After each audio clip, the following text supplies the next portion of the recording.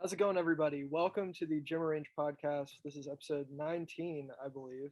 I'm Carl Heiser, joined by my co-host Alex Cervantes. We're brought to you by Vendetta Sports Media. Be sure to go check us out at vendettasportsmedia.com for tons of written content, video content, podcasts, all that good stuff.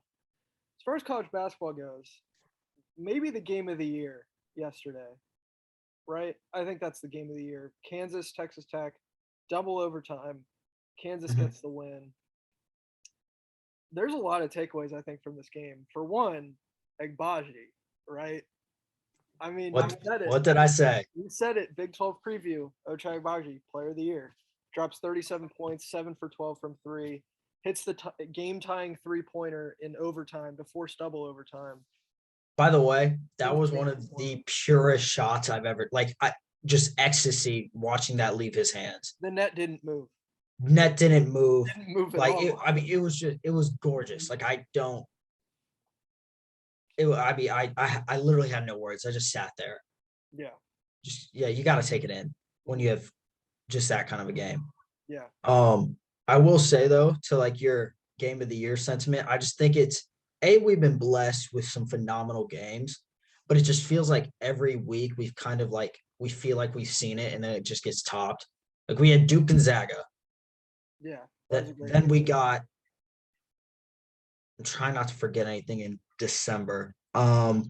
Just recently we've had Auburn, Kentucky. We Right. had Purdue, Illinois go to double overtime. Yes, that's Then true. Purdue That's a pulled good away game. That late. was a good game.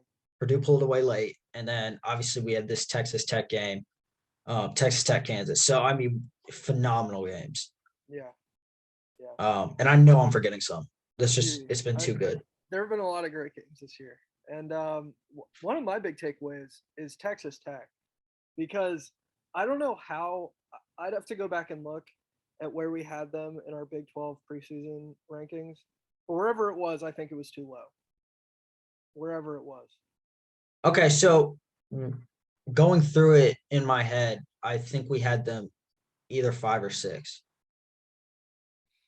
Behind like Baylor, Kansas. So we had our top 3, Yeah. which was Kansas, Texas, and Baylor. That was our consensus. Yeah. We were both extremely high on Oklahoma State before the ban. We both had them 4. And then I think Texas Tech and West Virginia were either the 5 or the 6. That sounds right. But in any case, Texas Tech, so they Too beat low. they beat Kansas like what, a little over a week ago. They Yep. beat Baylor at Baylor in Waco. And then they have this performance in Lawrence, double overtime, taking Kansas to the wire. This is a team that I think they're collecting quality wins like Infinity Stones. Like I think they could be a What a Final Four. quote. They're a Final Four team. Like not They really potentially. Like I'm not saying like they're gonna get to the Final Four, but and I agree. Like I feel like we say this every week, but it's one of those things where there are a bunch of teams that they hit their stride, they could be Final Four teams, like they have those ceilings. mhm, Um, but I mean, you're gonna get to even the round of 32, but you're gonna get to like the Sweet 16, and yeah. like we could get. I mean, just throwing one out there, like we could get Duke Baylor in the round of 16. Like Oh if yeah. chips fall where we think they fall, like Mhm, Duke could be a 4, Kentucky could be a 4, yeah. Texas Tech could be a 4. I Oh don't. If I'm a 1, I don't want Texas Tech. no. There's Not so even many close. matchups you don't want. Yeah. We've touched on it. Davidson, Loyola Chicago, Colorado State, BYU. All those teams can beat you on any given night. Yeah. Kidding And they me? could all be double digit seeds. Exactly. So, I mean, it'll be something. Yeah. My other note on this game is I just want to shout out Bryson Williams for the best game Oh, that nobody's going to remember. yep. Like he's been great for them all year. Don't get me wrong, but this game he really showed up. 33 points, 5 rebounds, like 14 of 19 from the field, didn't miss a 3. Like he was the go-to guy for Texas Tech and he kept them in this game. So shout out to him because when we look back on this game weeks later, nobody's going to remember his 33 points in a loss. Sad, It's sad, but it's but true. that's just how it goes. Yeah, but love the Big 12 so far. Another thing, new number 1 overall team in the country, the Auburn Tigers. Congratulations, They deserve it. I'm not Auburn and going to Bruce sit here and Pearl. say that they don't. They absolutely deserve it. They deserved it the week prior. It was on the strength too of this win against Kentucky, which was another fantastic game. You can make the argument they didn't need that win still, but Right. It's because one writer who I unironically cited by accident last week put them at 9, which they were definitely not the number 9. Jesse Newell in Kansas. Yeah, I cited his like Big 12 stat and didn't even occur to me. Oh yeah, he's the guy that ranked Auburn 9th. Yep. Yeah. It's okay. Yeah, it's okay. But he's poked some fun at it. I think it's funny. Like he's made some jokes that were in good taste about like the situation. He even made it when Auburn beat Kentucky. He was like, listen, but I do want to ask you this, because I mean everyone's talking about it. Yeah. Obviously, Ty ankle injury. Yeah. Kentucky's playing tonight. We're recording this on Tuesday. Yeah. Does he play? Does he play without seeing the game? Shaedon Sharpe. I think he does. Okay. I think Shaedon Sharpe plays. I agree with that. Plus, I don't think he plays much, but I think he sees the floor. Correct. I think which is going to be like, it's just interesting because he, obviously number one player in the class of 2022, reclasses, joins, enrolls early. We all know that. Yeah. But I mean, like you see the guy warm up. He's just so dynamic. Like you could argue, I mean, you could replace, I mean, you don't want to do it for chemistry reasons, but like he could just throw him in the starting lineup. Like he can hoop. Yeah. So, I mean, he's that good that you can plug and play. Like exactly. So I think he is probably 8th off the bench. I don't know does Mintz start in place of Ty tonight then? It's hard to say. It's hard to say. That would be my guess. But do you go big? You throw in like,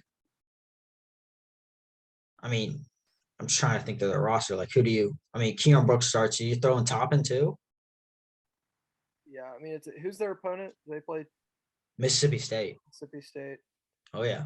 Well, so Mississippi State isn't Tolu Smith down with an injury? I think so. Remember correctly. So maybe you do try to exploit that and go big. I don't know. Anyway, Calipari can figure it out. I trust he'll figure it out. Well, do you think on the Shaedon Sharpe point? Do you think where would you put Shaedon Sharpe, like, if he declares for this upcoming NBA draft? He's a top 10 pick as soon as he declares. Yes, I don't know if he declares this draft though. Yeah, from what? I don't think he does. I think he's actually, from everything that's been said, I feel like he's going to stay true to his word and play next season. Yeah, and it seems like Cal is like really confident in that too. Confident in that, yeah. But, and that can all change. It's all fun hypothetical though. It can all change. Millions and millions of dollars. It's a lot. It's a lot of money for an 18-year-old. It's true. I'd take it. Yeah. Just being honest. But I'm in a different scenario than Shaedon Sharpe is. True. For obvious reasons. But yeah, if he declares now, I don't mind. You don't. I'd put him 5th. Yeah, I think that's. I'd squeeze him ahead of AJ Griffin, Mathurin, Davis, that kind of group of wings. I'd put him right above them. Mm-hmm. I still think he's behind probably your big 3, which is Smith, Bancaro, and Holmgren. Yeah. Plus Ivy, and then I think Sharpe. Yeah. Smith to me is exactly what you want in a power forward. Like exactly what you want.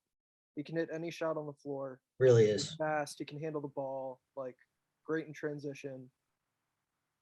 Athletic. Like I think he's just everything you could want in a he is NBA 4. So. Have you seen any film of 2023 Gregory Jackson? I haven't. No. Okay, he's basically same frame, like 6'10". Yeah. Can shoot it. Like Duke had him over the weekend. He's been pretty much like a crystal ball to Carolina since he got the offer, though. Mm-hmm. But you have to wonder, like, with the state of North Carolina right now versus like what Shire has produced on the recruiting trail, like if that factors in at all. Yeah.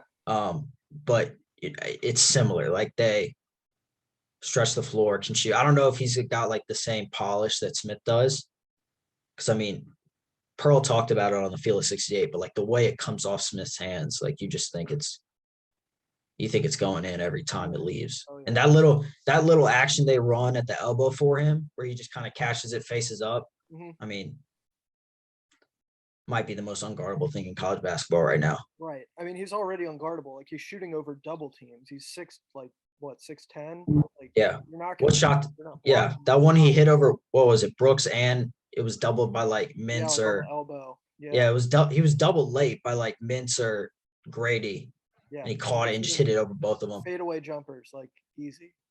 Yep. Nothing. But so yeah, hopefully people start to come around on him I think the tide is starting to turn a little bit, and the movement is progressing towards him as the number 1 overall pick. But there's still a case for Bancaro. There's still a case.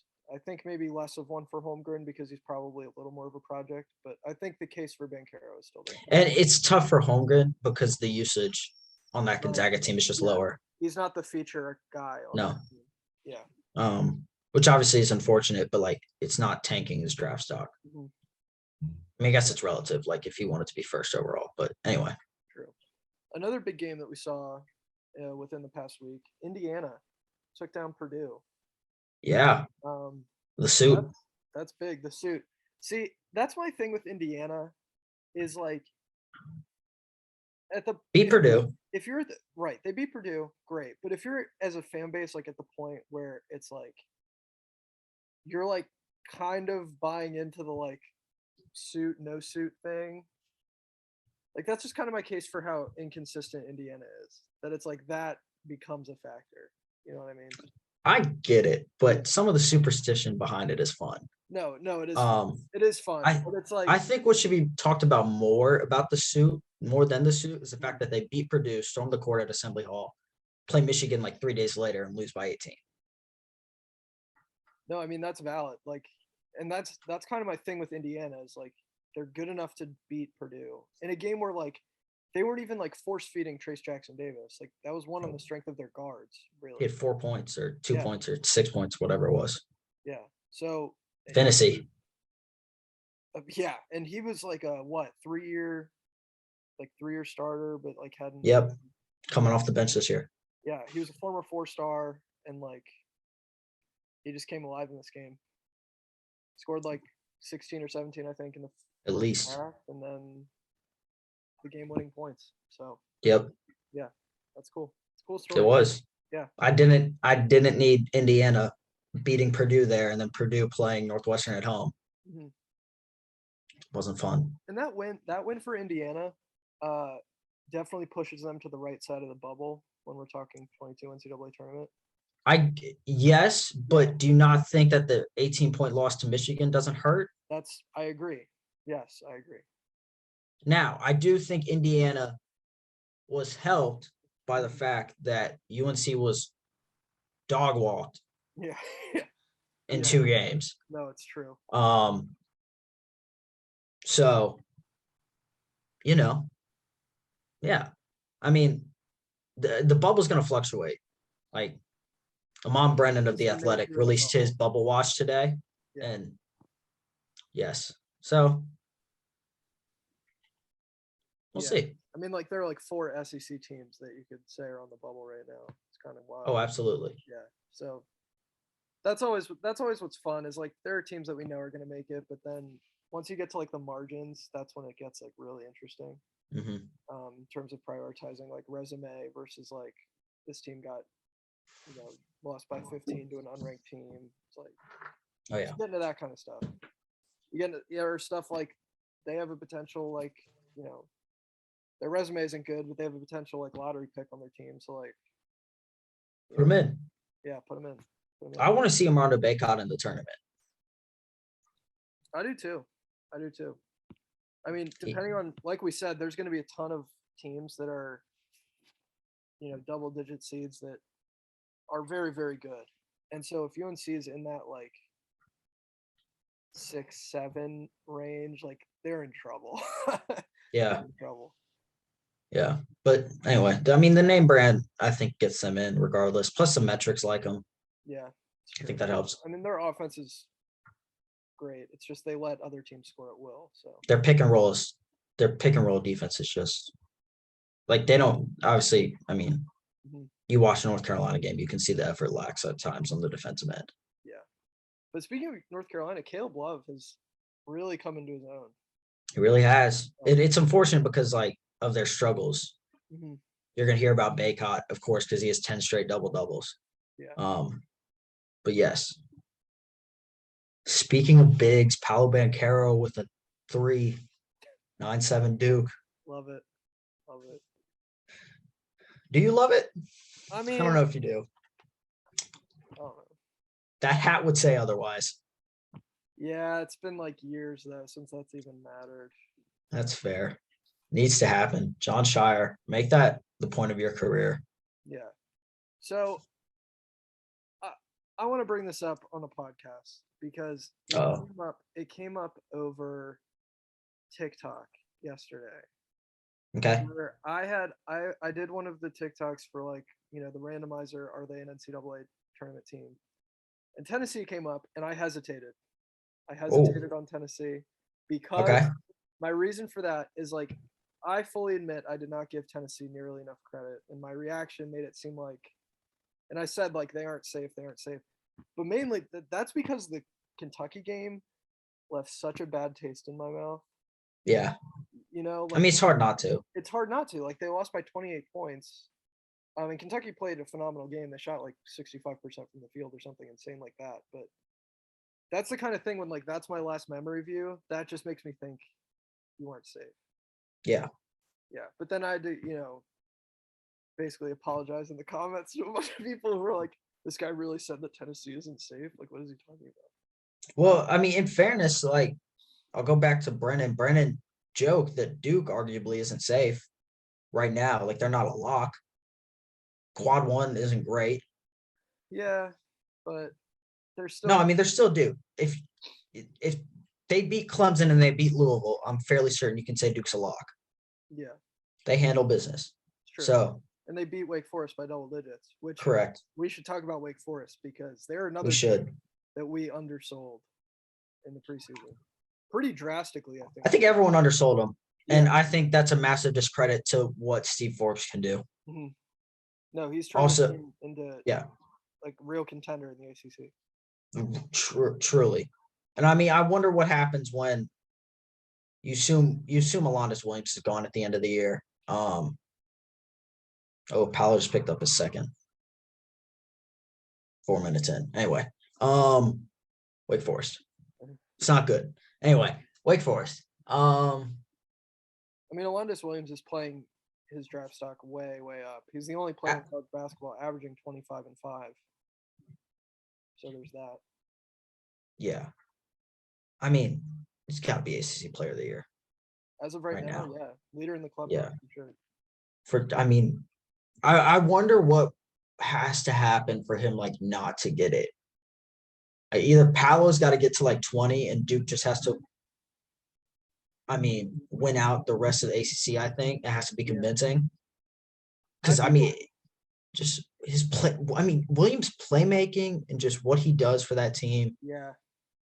And it's a calm, like sometimes it's like a calm 23. Yeah. Like he was hitting shots against North Carolina where he was just like stepping into stuff, holding the ball, and then just going like straight up. I was like, okay. I mean, that was way too casual for a ACC basketball game. Yeah. No, but he's like that. He's like that. Really, sometimes it looks like he's not going full speed. Like it's just. Yeah. Right. Yeah. He's been phenomenal. And Wake Forest, like, it's not one of those deals where they're so good offensively that like maybe they're not, defensively they kind of like make up for struggles on that end. Like they're very balanced. They're good on both offense and I think their defense right now is higher than their offense is KenPom wise. I could be wrong, but yeah, they're very is like Forbes they're a very balanced, complete team. I'll make sure to like verify that Wake Forest stat. But is Forbes your coach of the year? In the ACC? Yes. In the ACC? No, in the ACC. We've talked about your national coach of the year. Yeah, in the ACC, I'd say yes. Him, and I think Larinaga is the only other one. Yeah. Who I would say has a shot. Mm-hmm. Yeah, but I'd say so. Just for I me, agree. like a lot of coach of the year stuff just comes to like, what were your expectations? That's kind of what it comes down to. And so Yeah. that's why I'm a big TJ Otzelberger guy for Coach of the Year, which like they've kind of struggled recently. So now it's like maybe I'd waver a little bit on that, but he still has a case. And I'd say Forbes also has a fantastic case based on where people had them slotted entering the season. So, yeah. But I going back agree. to Williams, I would say that Williams, if Wake Forest finishes like in the top 3 of the ACC, I think he is the player of the year. I think if he's top 5, I think if Wake is top 5. Yeah. I don't think he has to be 3. Mm-hmm. I mean, he leads the ACC in assists. He's averaging 27 and 5. I mean, yeah. Like I love Paolo, I love Wendell. They should both be first team all ACC. But Alonda's, I mean, that's No, he's a dog. yeah. So I mean, yeah. Trying to figure out, like I'm running through some. I mean, McDonald's All-American roster's released. Yes, they were. Any They were. takeaways? Any snubs in your mind? Can't really like Kyle Filipowski and Johan Traore were not McDonald's All-Americans, but Filipowski was not included because he's technically in his 5th year of high school, though he'll turn like 18 in November 2020 or November 2022. Yeah. So he is like a full year younger than some of those McDonald's All-Americans, but he's in his 5th year of high school, which makes him ineligible for the game. Oh, I see. Okay. Yes. It's not like a true snub, really, but it's not. Just a notable. People have said it. That yeah, and he's not. He's not there. Yeah, and I was reading Jonathan Givony of ESPN tweeted something that he's not eligible for the 2023 draft. Too, so he might be a 2-year guy at Duke, which I'll take. Yeah. No, absolutely not the worst thing. Yeah, not the worst thing to have a 6'10" power forward that can shoot and handle the ball as a consensus top 10 recruit nationally stay for 2 years. Yeah, not the worst. No. I was curious. I was looking at their I was looking at the guys they're bringing in because they have both Lively and Filipowski coming in. Yep. Are they going to see the floor together? Like, how's that going? Yeah, absolutely. They are. I think that's the plan. I think they can play again. Lively's this 2022 class, like with the reclassifications of Duran, Sharp, and Bates, kind of has this number 1 recruiting class in flux. Yeah. Or who's the number 1 guy? Like no one's cemented their place. I mean, you can throw Lively, Filipowski, Dariq Whitehead, Amari Bailey, Keontae George. Any 5 of those could have a legitimate case. Sure. But yeah, they could absolutely see the floor together. I don't know why Shire wouldn't try it. Like you've got a rim runner and Lively who won't create a ton, but like also doesn't need it too. Put him in pick and roll, which is what Duke loves to do, and just let him go. And if Filipowski can stretch the floor, he can dribble, he can get to the lane. Not as athletic, obviously, as Lively, but yeah, it'll be fine. Yeah, the reason I ask is because I think what you really want to avoid is a situation like what Purdue is running into this year, where you have Zach Edey and Travion Williams, who are both, from what I saw today, and they're both in the top 10 of like the most valuable player ranking on Evan Miyakawa, his website, and they don't see the floor together. And I think that's a problem that you can't run those 2 guys at the same time. I mean, yeah, it'll be fun to see them on the floor together, but they can't. Yeah, that's like neither's a shooter. That's the issue. Yeah. Which if you're going to maintain your number 1 offensive efficiency in the country, you don't want both of those guys on the floor at the same time. Yeah, and it's a blessing for Matt Painter that he's got 2 all Big Ten players, 1 willingly coming off the bench. Yeah.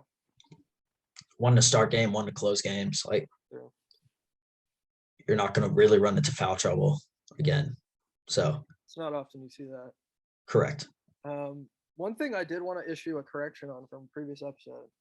We were running through I forget what the context was, but we were running through like favorites for each conference based on I think the net ranking.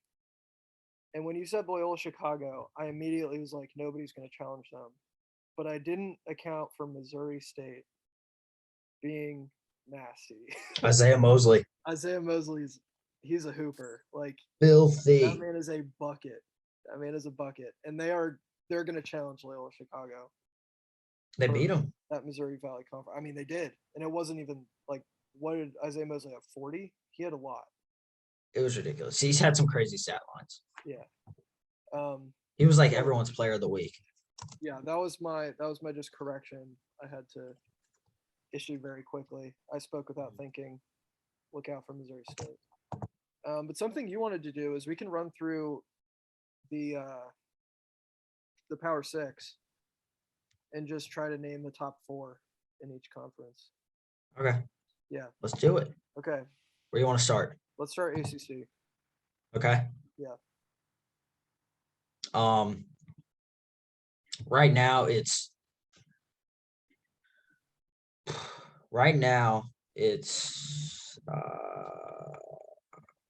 I mean, the top 4 is some combination of Duke, Florida State, Miami, and Wake Forest. However you want to rearrange them. Yeah. Or arrange them, because Miami and Florida State both beat Duke. Mm-hmm. Duke's the most talented team in the conference. They'll only get Florida State again. Duke beat Wake Forest. So arguably, Wake Forest has to be the 4. But then again, Wake Forest curbs out Florida State. Yeah. So. Those are the top 4. Miami is the 4. What? I'd put Miami as the 4. Oh wow. Okay. That's just my thought. I can respect that. Yeah. And then UNC being the 5, if you're naming a 5th. And I think they'll probably climb. I would think they climb into the top 4, but again, I've been saying that for a month now. Yeah, right. I think that's a good 4 though. I think that's. And Florida State's turned a corner. They really have. They looked horrible to start the year. They really did. So bad, but don't count out Leonard Hamilton ever. So. Nope, never. The ageless wonder. Don't ever do it. Nope. Okay. That's ACC. Let's do Big Ten. Oh, I struggle between. I mean, Purdue. We'll just say right off the top. Purdue. Well, yeah, Purdue, Michigan State, Wisconsin, and Illinois. Okay. That's. I can roll with that.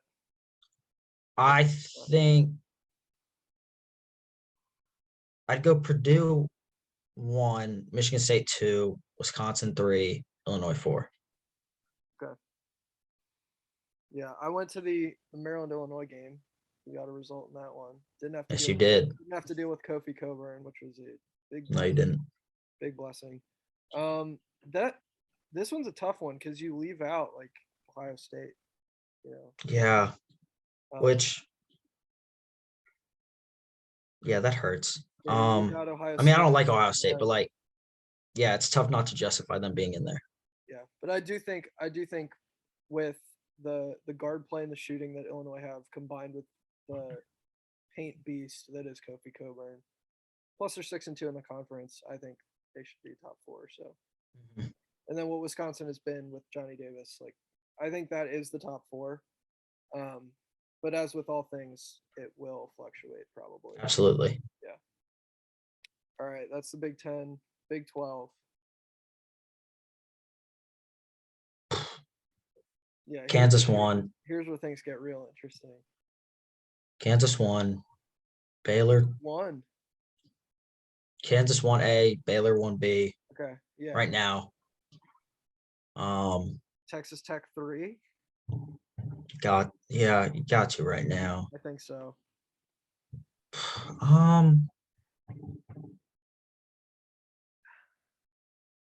It's tough because all the rest of these teams are just like eating each other alive. Yep. So, like, do you go Texas here? I don't know. I don't love Texas right now either.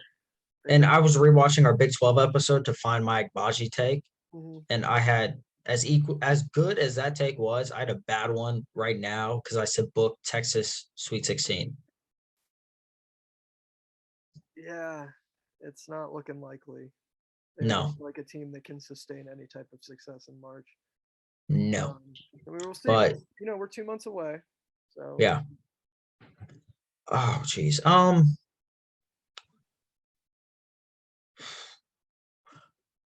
the challenge is I love Oklahoma, but they don't have the results.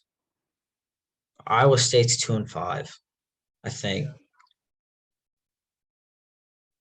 I might sound crazy because Texas plays TCU tonight, so this may age poorly. TCU, the way they're playing,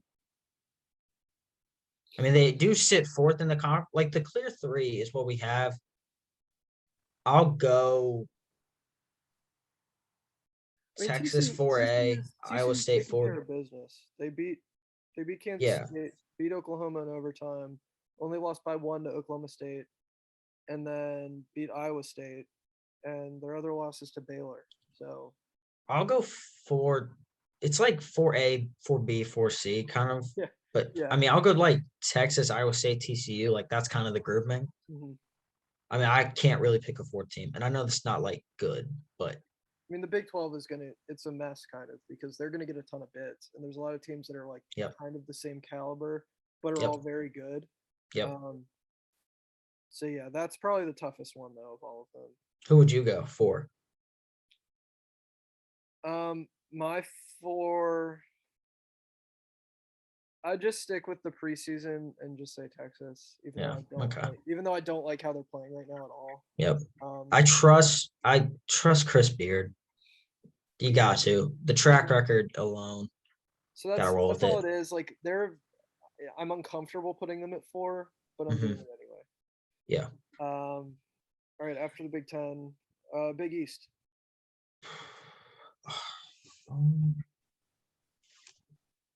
Maybe. I mean Villanova, Yeah. but Villanova's not number 1. Yeah. Yeah. We'll keep them out. I mean, even the Big East, like the Big East is deep too, because you have a team like Seton Hall sitting at 3 and 5 in the conference. Yeah. Seton Hall's not playing as good as defense as they were though. It's true. Yeah, it's definitely like that. Some of those possessions. I mean, St. John's just started pressing. It was just lazy passes. St. John's was getting seals and fouled at the rim. Mm-hmm. I'll go. I mean, it's Providence, Villanova. Gotta say UConn.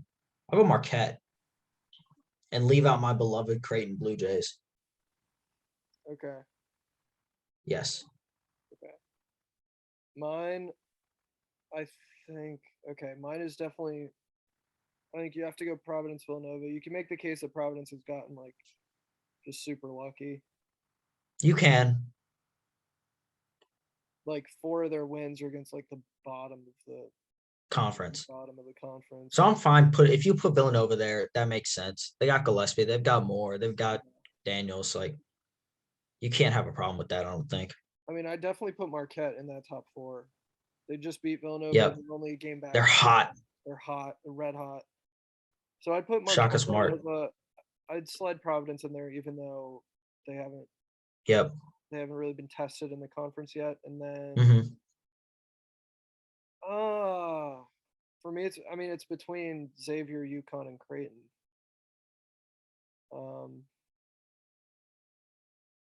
UConn?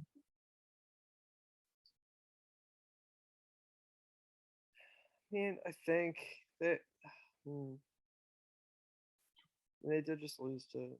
They're on a 3-game win streak, I think, but 2 of those are against Butler. Yeah. I don't know. It's hard. I'll put Xavier in there. I'll put Xavier. Okay. Yeah. So. And then last one or 2 more. SEC. Auburn 1, Kentucky 2. Yeah.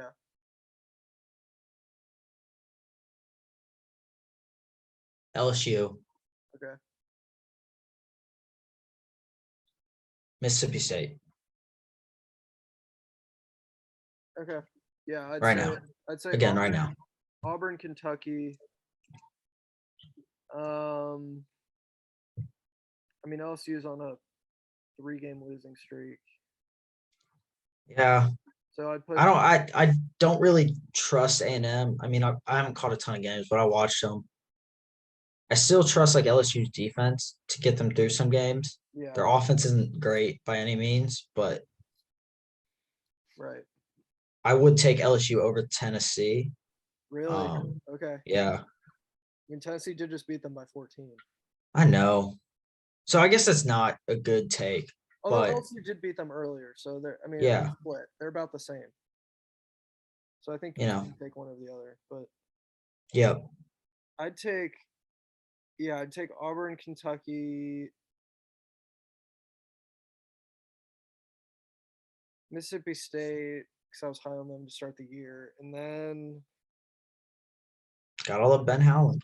I don't love how Bama's been playing, so I'll throw Tennessee in as that fourth team. But Okay. and also Tennessee is the only team to beat um, Arizona, right? Hmm. Yeah. So there's that. Yep. So Texas A&M, you don't think they're legit? I just think, I mean, they've played Kentucky, Arkansas, lost to both of them. yeah, They beat Missouri, Ole Miss. They beat Arkansas. They beat they were Georgia. super close against Kentucky. So, They also beat Georgia by 2. mhm. So Yeah, I'm not there yet. I love like some of their pieces. I'm not there yet. I do trust Buzz Williams, but yeah, I think it's I, fair to not be there yet. yeah, Okay, then Pac-12. I think this is the easiest one, honestly. Arizona, UCLA, Oregon, USC. Yeah, I'd say in that order, honestly. Yeah, that's fine. Yeah, No way. yeah, UCLA, not UCLA, Oregon. Dan Altman, we talked about it. You talked about it. dude. Like they could still win the conference. They really could. Um, I don't know if I'm taking them over Arizona, but they could. they could. What I'm saying is like because Arizona, I forgot who put this stat out there. I think it was Kevin Sweeney. Shout out Kevin Sweeney. It was like Gonzaga's like best conference opponents. Their KenPom rating is higher than Arizona's Pac-12, then just the Pac-12. Pac-12. Yeah, conference opponents so far, or some. It was something like along those lines. Where like Gonzaga's had Yeah, tougher competition in conference than Arizona has so far. I could get that. Yeah. And I mean, there's not. I mean, that's true. Arizona's played Washington, Colorado, Utah, Stanford, Cal, who are all not Mhm. good. Um, biggest disappointment of this conference, Washington State. They're not even. I don't even think they're going to make the tournament. And one of my hot takes is that they would be a Sweet 16 team. So Oh, look at us making poor takes in the offseason. it happens, man. It happens. It happens with everybody. Yeah, everybody. It's not just us. Don't worry. No, I know. They just don't have the scoring that I expected them to have. I thought they'd be like a very high-powered offense, and they're not. Hmm. So they were in one of the ugliest games of the year against Arizona State, where Arizona State scored like 29 points, and It was hilarious. yeah. They had what, 10 points in the first half? Actually, I, here I'll double check that. I swear it was It a 51. 10-point half and a 19-point half. It was 18-10 at half. Yeah, there it is. There it is. Really bad. Really Memory bad. serves me well. Yeah. All right, So, live checking on the Duke game. How's it going? 21-20 Clemson. Clemson's defense is frustrating them. Coach K has gone deep into the bench. Jalen Blakes and Bates both getting minutes. Bates has 5 points, which might lead Duke scores. I need to check the box score. But again, transferred to Duke because things weren't going well. Exactly. That's a Bates Jones. Bates Jones, guys. Bates Jones has 5 points. Yeah, Paolo just forced a tough like fadeaway off of one leg with 2 fouls to like it wasn't even laying the shot clock. But I mean Brad Brownell knows how to coach teams to play defense. So again, Duke's lack of offensive ball movement and like insistence on playmaking, individual playmaking is biting them in the butt again. Around the league check-in, though, Villanova, 9-point lead over DePaul. Alabama beating Georgia by... is out for DePaul.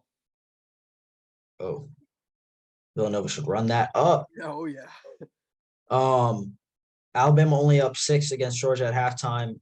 Illinois up 8 against Michigan State with like 6 to play in the first half. Sweet. And Kick out. By the time people hear this episode, the results will be.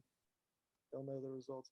Dayton blowing out Fordham, 23-9. I was gonna take. Why didn't I take Dayton? What am I doing? Missouri State's losing by 14 to Indiana State. Takes aging poorly mid-episode. Yeah, I'd love to see that. But I bet Missouri State will make this a game. Hopefully. Isaiah Mosley is 7 on 3 for 7 from. All right. I mean, Paolo, go into the paint, bro. Like, I don't.